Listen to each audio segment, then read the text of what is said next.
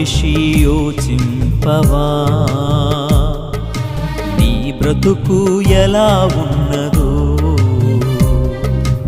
ఓ మనిషి యోచింపవా నీ బ్రతుకు ఎలా ఉన్నదో బలము చూచి భంగపడకుమా ధనము చూచి దగా పడకుమా బలము చూచి భంగపడకుమా ధనము చూచి దగా పడకుమా ఆ రోజు శ్రమ నుండి తప్పించే నాదుడు లేడు